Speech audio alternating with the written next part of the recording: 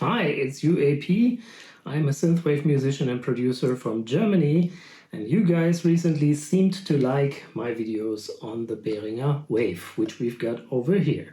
The Behringer WAVE is a faithful clone of the PPG Wave, which is a classic synthesizer of the 1980s, actually one of the first digital synthesizers available. Back then it was only available to people who had a bit of, let's say, financial possibilities, because it was a super expensive synthesizer back then. It has stayed ever since, and Behringer made a very faithful clone of it, and it's great. It sounds amazing. The number one thing that people stumble about when they make themselves familiar with a new Behringer Wave, especially when they're newbies and they have never programmed on a PPG Wave before or a Behringer Wave before, is that the procedure how to store a sound is really different from any other synthesizer that at least I know.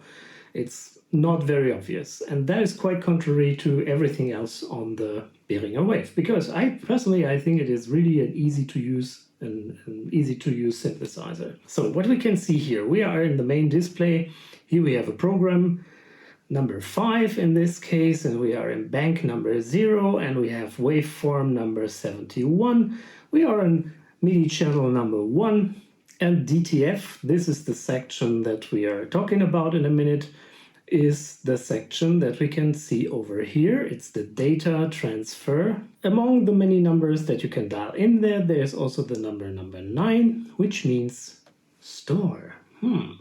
So if we want to store a sound, the thought is near that we could dial in number 9 under DTF section, and then we can store a sound. So the first thing that we're going to do is to make our own sound. And we do this in the easiest possible way on the Behringer Wave. So there is a super easy way to completely change a sound in a second. So we have the preset number 5, as you can see here, and it sounds like this.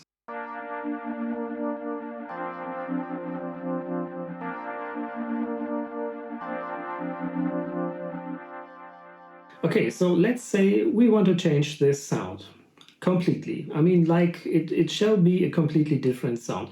The easiest way that you can do this is in the modifier section, use the Waves OSC dial and dial in another, let's say, location on the wavetable, because this is a wavetable synthesizer. Think of this waveform as a sort of a landscape. You know a waveform, how it looks in an equalizer or how it looks in a frequency spectrum, right?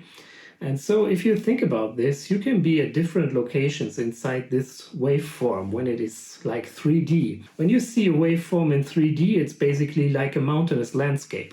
And if you imagine that you'd be a traveler in this mountainous landscape, you can be at different spots in this landscape. Sometimes you are on the top of a hill, sometimes you are in a valley, and so on. And so this dial allows you to travel through the waveform. Sounds like this.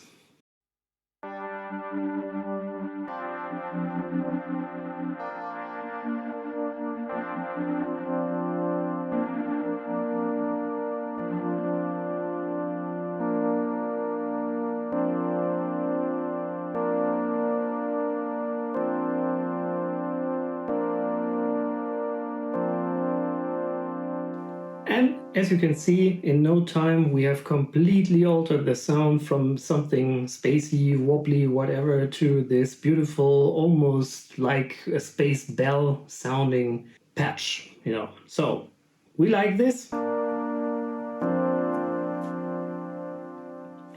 And now we want to store our new sound. So what I've told you already is you need to cope with the DTF section.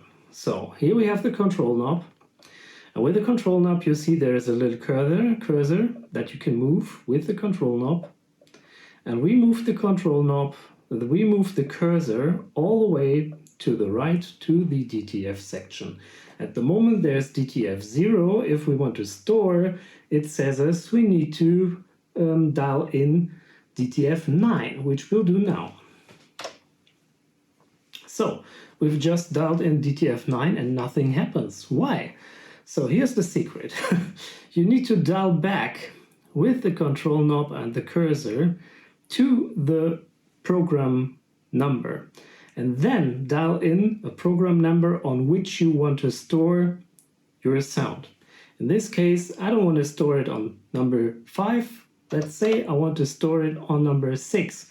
I have just dialed in 06, and then it says store edit buffer at program 6 bank 0, yes or no. And we say yes.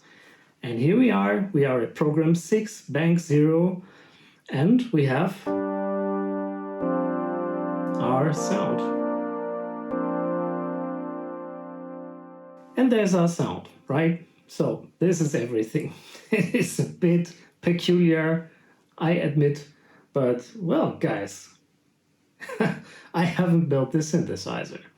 This was it, basically. You know now how to store a sound on the Behringer Wave, or if you're in the lucky position to have an original PPG Wave and didn't know how to store a sound, it's the same procedure. See you again with another video. Consider to subscribe to my channel and like my videos, and yeah, see you again.